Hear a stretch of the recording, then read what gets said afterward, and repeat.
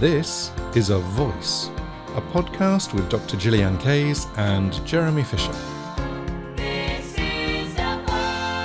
Hello and welcome to our first podcast. This is Vocal Process. I'm Jeremy Fisher. And I'm Gillyanne Kays. You're not very sure about that, are you?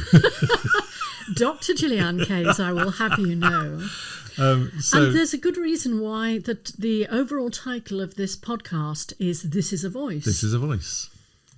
Because back in 2015, I think it was. Yeah, the Wellcome Foundation approached us and asked us to write a book on the voice that was going to be linked with their exhibition. Okay, let's be clear on this. What they actually asked us to write was the classical chapter in the book, which was an interesting dichotomy really for us, because we are known not for classical singing but for musical theatre and contemporary singing.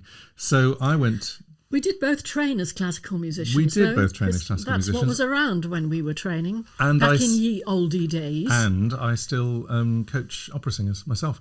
But it was interesting that I went down to the meeting and heard what the book was going to be about and basically pitched on the spot for the entire book, because what they wanted to cover was classical singing, contemporary singing, which we insisted on, spoken voice, mimicry, ventriloquism and beatboxing. And I just went, I'd love to write about all of those. And the idea was that we were going to write exercises. It was started as 60 exercises, and then it went to 99 exercises. And in the end, we wrote about 150 of them. And they then discovered the book was too long, so they had to cut a whole load out. And I cannot tell you how annoyed I was with my husband. Jeremy, by the way, is my husband. Yeah. Not only are we a working team, but we're also a husband and wife team, a life team. I can't tell you how annoyed I was when he came home and said, we're doing the whole lot. And he read me the list. And I went, but we don't know anything about beatboxing. I don't know anything about beatboxing. What are you thinking of? Well, no, it's fine. It'll be fine. Don't worry. I'll do the beatboxing, ventriloquism and mimicry chapters. And then we'll work on the others together. And it turned out, the beatboxing turned out to be one of the most interesting chapters, isn't it? Because it's right on the edge of what people can do with their voices, and there's links with breath work, and there's links with understanding of phonation, how we voice sounds, and also with phonetics and linguistics. My goodness. Use. I mean, what's so fascinating about beatboxing is it's consonant extreme, basically.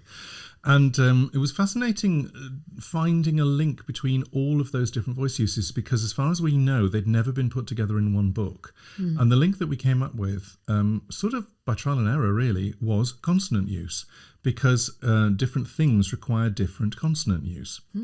And the beatboxing was so extreme, it's right out there.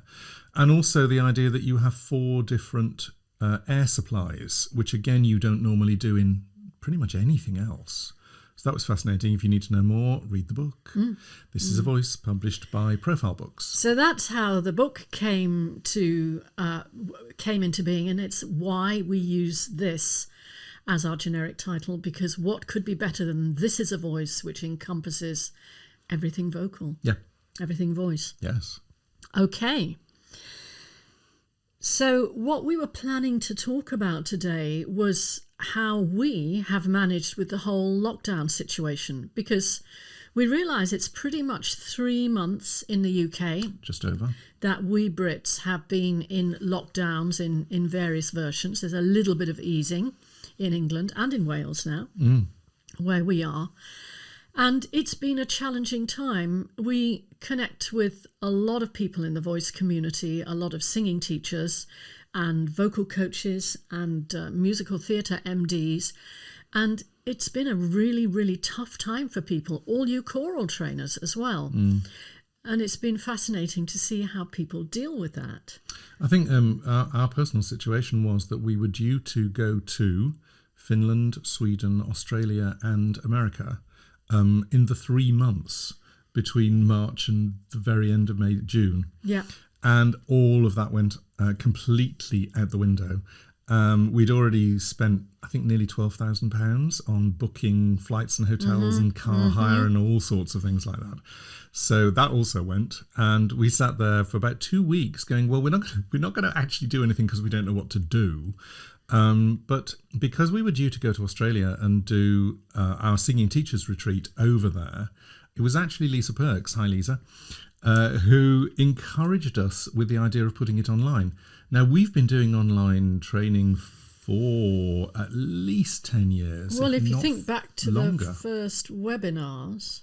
Well, the first VoiceBox video that I made for online downloading was 2005. And I think I gave my first Skype lesson round about 2008. So we've been doing it a long time, but we hadn't actually put this course online or anything like it, really. And not for such a large group, because we tend to work with either one-to-ones in the online delivery or with a group of about 6 people. Yeah. So suddenly having 25 people in the room was amazing. And we still are very thankful to our Aussie colleagues who'd been expecting us to go to Melbourne, and who'd in fact asked us to do not only one 3-day intensive on singing teacher training, but had requested an advanced, because this was Australia the return. And they pretty much begged us to put the courses online, and so we did. So we looked at it and we went, well, we've got between 18 and 21 hours of face-to-face content, stuff, a lot of intense content. What can we do? How much of it can be transferred? And what's the format? And actually, we ended up doing, because that was the other thing, is that normally we do 11-hour days, and there is no way we were going to do 11-hour days on Zoom. I should explain that the 11-hour days are what happen if you come to our place and do a vocal retreat, because of course you get fed as well. Yep. There's kind of chill out time and all the rest of it, and they are very long days. They're very intense.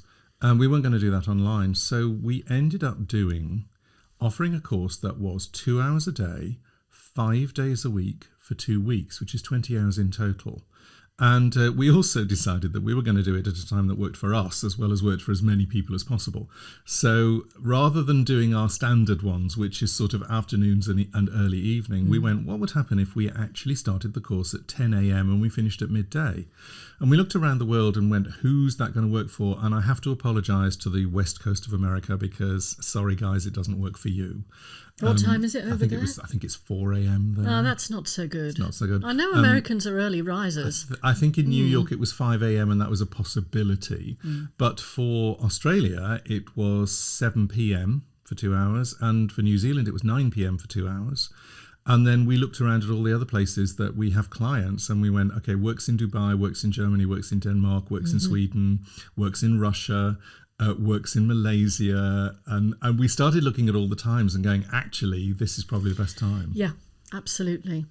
So, and the interesting thing is that Jeremy's said it's 2 hours a day. Yeah.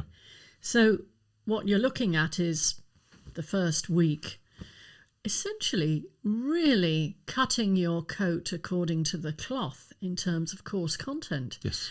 And the first time we delivered the course, we thought, oh my Lord, we have actually ditched about half of the course content. How's it going to work? You can't say ditched. Well, we didn't ditch it. We refined it. Refined it. Absolutely, we refined it. We didn't jettison it or anything like that. Do you know what's so interesting? The thing we discovered is less is more.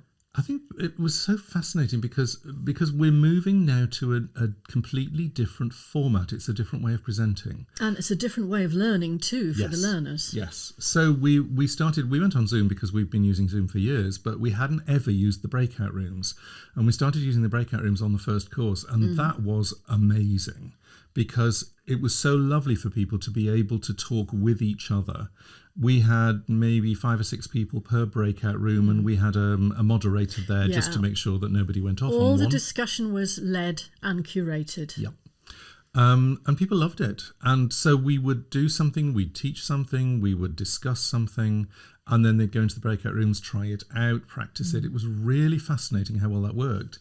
And then the other thing is that we had the chat box live the entire time so that people could ask questions in real time. while we were doing something or explaining something or discussing something, and we could answer immediately.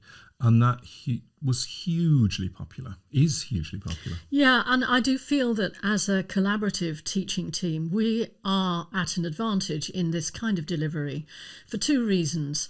First of all, we're in the room together, so there is an interpersonal dynamic going on there that enables people to feel that sense of reality instead of that distancing that we have when we work with Zoom, which is something that psychologists and trainers, as well as those receiving the training, have been talking about.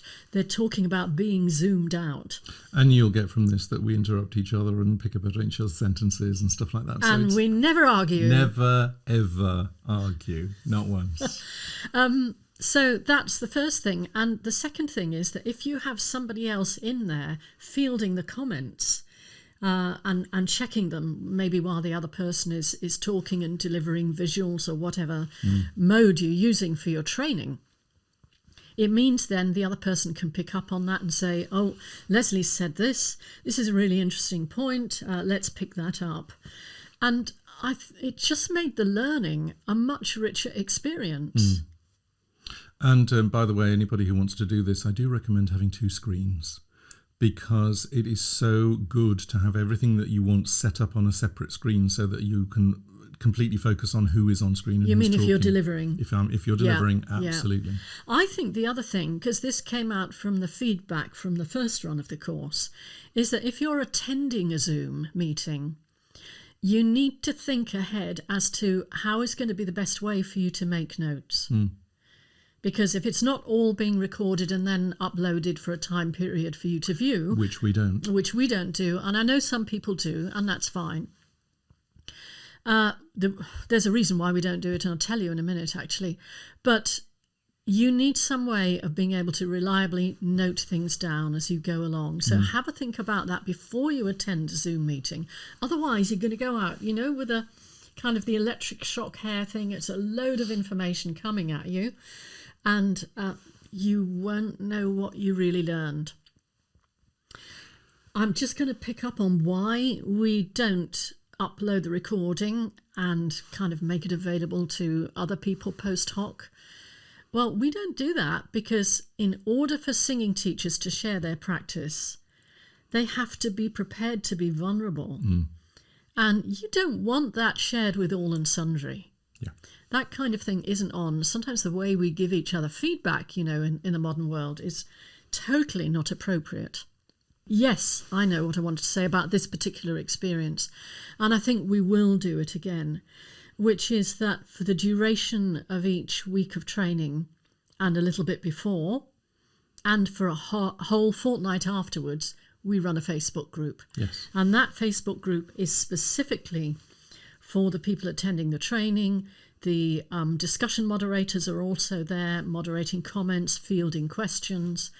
And it gives people a chance to upload questions, to maybe record a sound file of, hey, I tried this out. We've had some amazing stuff on the Facebook group.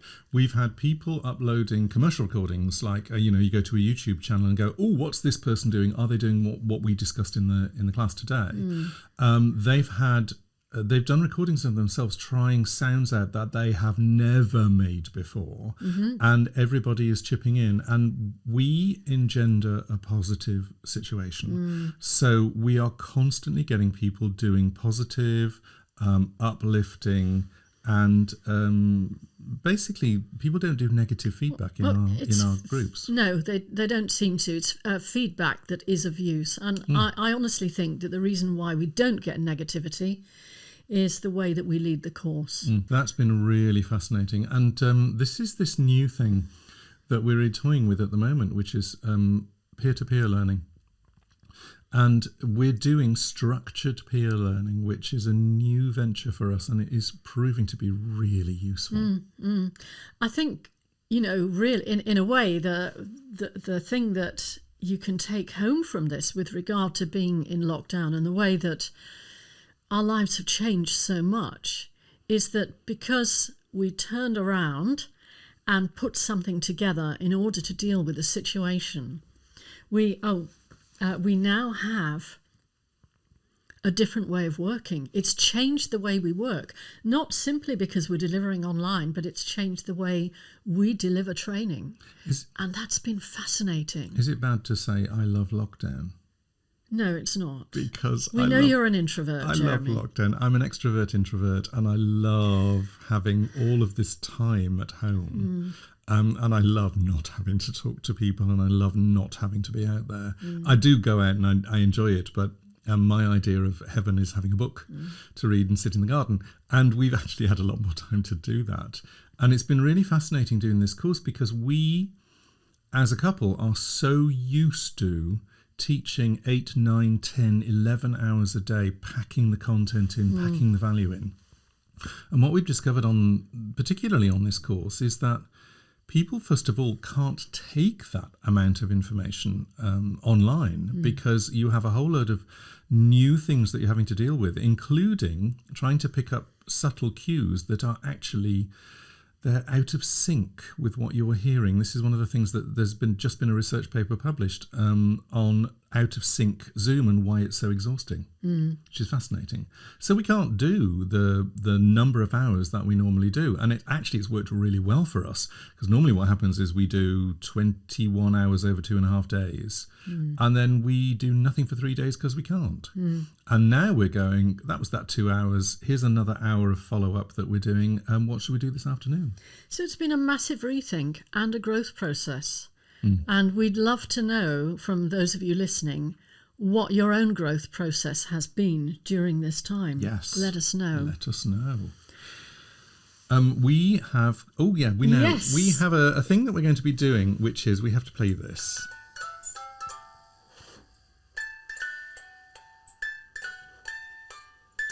And so on. That's a little biscuit tin that we've got, which in fact is your father's biscuit tin, isn't it? It was my dad's biscuit tin, just the 6 or 7 months before he left us. And he did love his Jacob's crackers, and there they were in Jacob's, in if you're listening, tin. we'll have sponsorship for yes, that. Please. Thank you.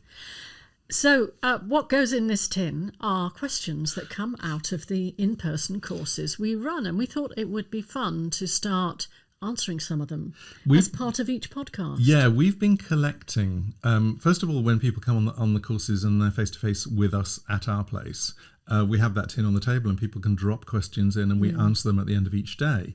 But we've also been collecting questions online. We've been doing it on the courses. We've had chat boxes. We've been doing all sorts of things. So we have the tin here.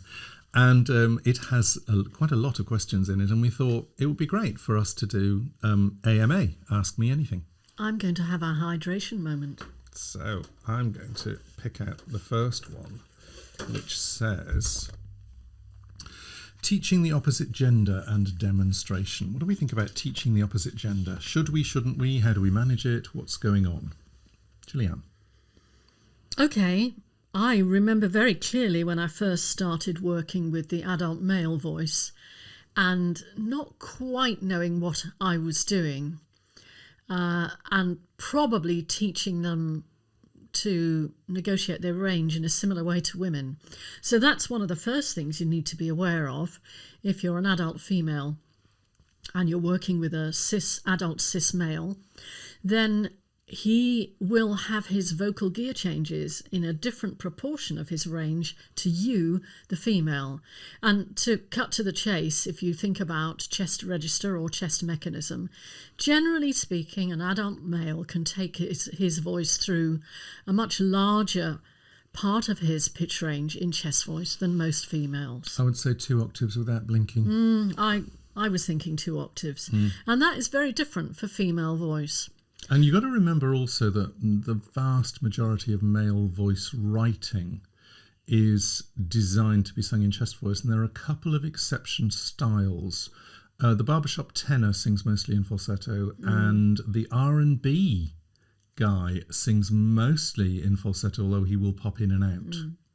Now, with Jeremy mentioning the F word here, that's quite interesting. As a female, I mean, obviously, hopefully you will have listened to lots of male singers, but you may not be aware that what is often termed as a head voice in the upper part of a man's range is not the same as what a female uses in her head voice generally. So be careful how you demonstrate, because you may find, particularly with the less experienced singers, that the guy will imitate in falsetto because that's what he's hearing in your voice. Sometimes they'll imitate at your pitch, and sometimes they'll try and imitate an octave lower but still in falsetto. I mean, there are two things that I tend to do now when I'm working with a male voice in terms of modelling. If I want to model how he should sound in his upper range so that he's not, for instance, pushing too hard with his chest voice, I will do it in a light chest voice in my range, and I will demonstrate doing something heavy and overworked and then kind of backing off and doing something lighter. What I won't do is use my female head voice. And he is much more likely to pick up then what it is he needs to do. You mentioned the H word, which is head voice, and there's so much confusion about head voice. Let's not go there. That should be a whole podcast on its own. If you want us to do a podcast on head voice, and heaven help you if you do, please do let us know. Yeah, head and chest voice. Yep. And the other thing that I do is I adjust my resonance so that if I feel that the way I'm modelling sounds too lightweight. I mean, you can hear that I haven't got a heavy, dark voice, even in my speaking voice. So I might model something a bit more like this to make it sound a bit more manly. And that will probably also, because auditorily he's going to relate to that, and then he will be able to find it in his own voice. Essentially, we're talking about people tapping into the timbre rather than the pitch. So as a bass, I work with people who are almost all higher than me. So I will sometimes do it at my pitch, and I'll let them know that I'm going to do it at a different pitch. And then if they want to imitate me at that pitch, that's fine. I will just say to them, now go a little higher, stop. Tell us your best advice as a cis male working with a cis female. What do you do? Yeah, funnily enough, I do not sing in falsetto. I know that there are a lot of men who have a very good falsetto and are quite happy and comfortable up in that range, but I tend not to, partly because, again, we're still talking timbre. So even a girl who is listening to you singing in her own range will still hear your timbre and will try and copy it. So I tend to sing it an octave lower, but I sing it lighter. I will do the opposite. No, I'll do the same. You do it darker when you're singing for men, and I will do it lighter when I'm singing for women, because again, people are hearing, feeling, trying out the timbre in their own minds. Well, because people are natural mimics. That's one of the ways we learn. Yeah. So lighter, brighter, thinner. Lighter, brighter, thinner. And which is how I always wanted to be. I've got to share with you something, which is that sometimes a newish client will come to me, maybe he's had a few lessons, and I listen to how they use their voice. Say, for example, that it's a female singer. And I'm pretty sure when I'm listening to her that she's worked with a male teacher who has simply demonstrated at her all the time. And I am nearly always right. And it's interesting because they will be using the resonating shapes that he's using, but using it in their own voice. Yeah, so you hear a shape that isn't... Oh, we're onto authenticity. You hear a shape that isn't authentic. Well, not only that, I sometimes hear a voice being used in a way that doesn't work for that individual voice in terms of weight, because a male voice tends to have more weight than a female voice. Cool, there's another podcast I was going to coming up right there. We are going to have to do... That was one question. That was one question. That's unfortunately, that's what happens. Let's do two more. Okay, let's do the next one.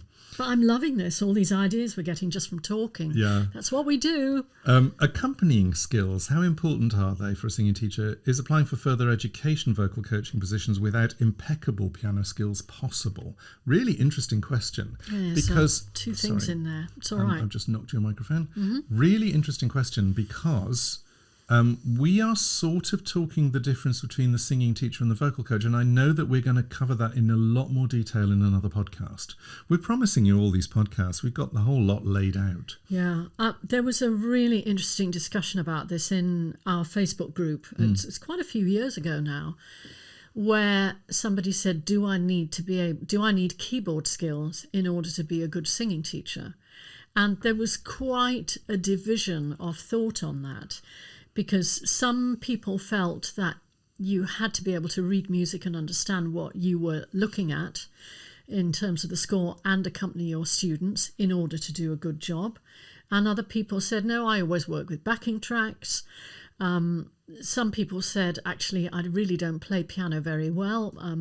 Others said, I have basic piano skills, so I can cue my students in for exercises, but I don't accompany the songs. And I think that's a really interesting discussion. I have to say, I wrote a book on this with Anne Leatherland called How to Accompany Your Students Even If You're Terrible at the Piano. And there are certain conventions that you can use. I mean, essentially, if you learn 4 chords, you can play about 500 different pop songs. And also, the backing tracks are just so good at the moment, and there are so many of them, that as long as you know how to cue up something, I would probably go with that. I think the real problem is how well you can split your focus. And that depends on how comfortable you are with your piano skills. I am very comfortable playing anything at all, and I am able to split my focus. But then I have worked for 37 years as a professional pianist, so I ought to be able to do that. I think if you are not very comfortable with your piano skills and you end up focusing too much on what it is that you're playing, first of all, you're probably doing something that's too complicated, so simplify. And secondly, that's not your job. Your job is to focus on the singer. Your job is actual vocal technique. And I think that in a way that question is 2 questions, which is, do I need piano skills to teach singing? Answer, no. And do I need piano skills to go to something like a drama college and teach singing there? Answer, almost certainly, because they aren't really looking for singing teachers. They are looking for vocal coaches who teach singing. And that's a different thing.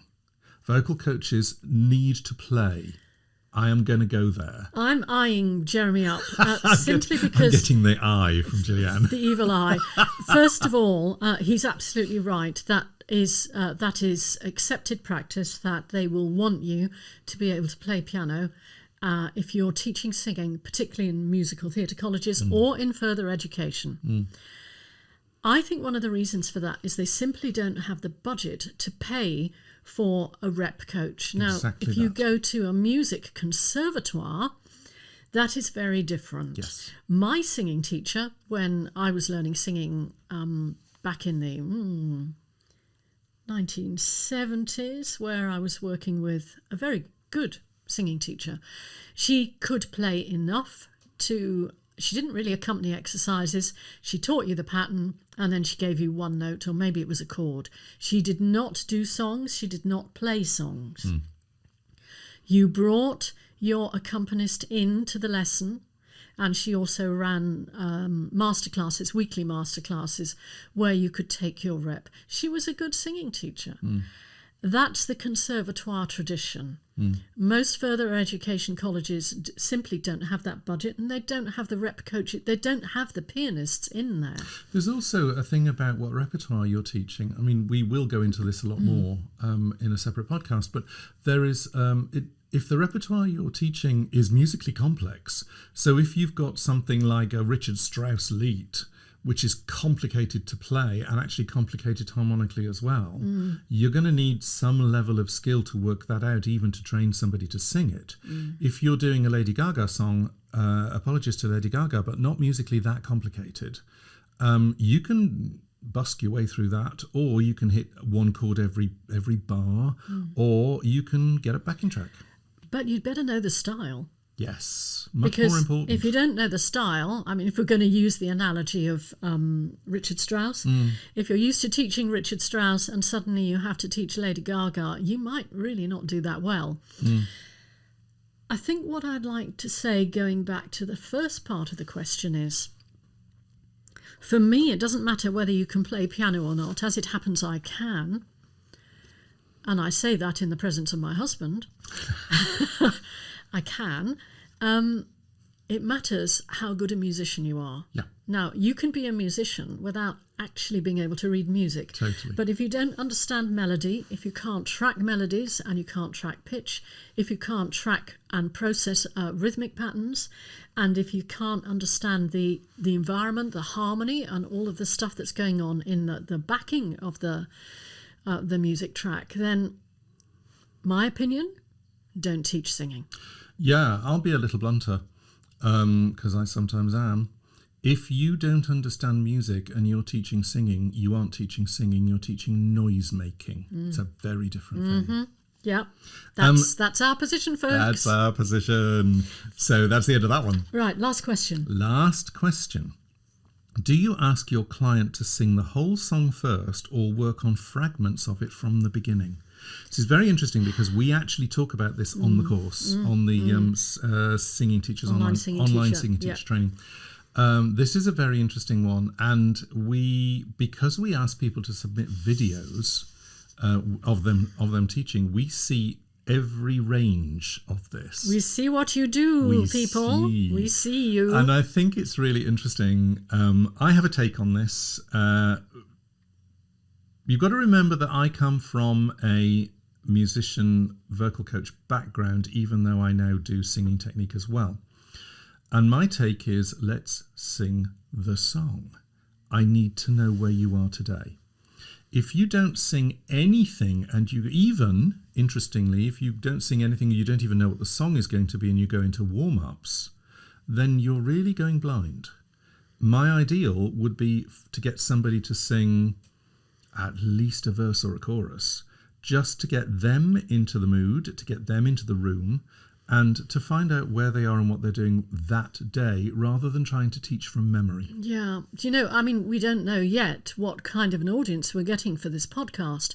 But what I will say to you, those of you who are singers and who are looking for good vocal coaches and teachers, if you don't get to sing your song in the lesson, or you're consistently being stopped after a few bars and you never get through your song, I don't think your teacher's really serving you. You're not being served, no.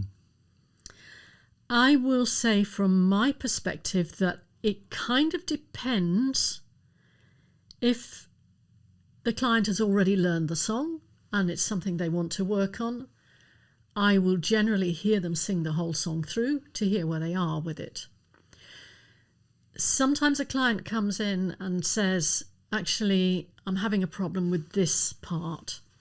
And I might listen to that part and then I might go back, because often where there's a problem, it's something that happened 8 bars earlier. It's not necessarily where the problem is. Yeah. It's 8 bars before, I agree. It's something that you set up. Yeah. I think there is nothing more frustrating for a singer than to be stopped after 1 bar over and over again. Yeah. Yes, if you like, it's not contextual. And I think it's really fascinating. I know people who will do 3 bars for half an hour because they haven't got quite the right sound, and I'm going, that's not contextual. You've got this sort of image or auditory image of a sound that you must be making, and it's in a context. You're coming out of something, you're going into something else. You need to at least sing the entire phrase, if not the 3 phrases around it, to find out energetically what you're supposed to be doing at that point, no matter what style you're in. So singing teachers, I know you want to nitpick. I love to nitpick. But do bear in mind what the experience is like for your client, for your student, and why they're there. They are there to sing songs, they want to learn to sing music. Yes. That's the point of technique, which is getting that vocalist up and running so that they can sing music. That's another podcast. What is the point of technique? Yeah, so stop it. So if there are things you want to nitpick, just choose one thing to work on, which I'm sure Jeremy will want to expand on in a moment. Choose one thing to work on and just note the others down. A great way to motivate your client to come for further lessons is to tell them at the end what they've just achieved, what they've done, and then let them know what further work you can do with them on that song. I'm good with that. Yeah. That we go into that a lot more on the Singing Teacher online training. So I think we've answered enough questions. Goodness me, that was a lot of mileage out of 3 pieces of paper. I'm really thrilled, I have to say. I just want to take this moment to thank our sponsor. And our sponsor today is Canny Publishing, which is spelt C-A-N-U, so looks like can you, but pronounced canny because it's a Welsh word. And it's a Welsh word meaning to utter, to say, to speak, to sing, to proselytize, to train. It has all sorts of meanings. It's perfect for This Is a Voice, isn't it?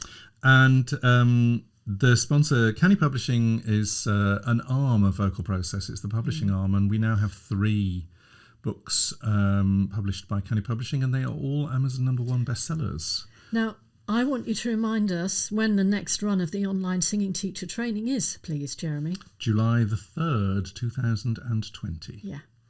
And where can they find it? Does this come in the credits? It can do, yes. It will come in the show notes. Okay, right. www.store.vocalprocess.co.uk.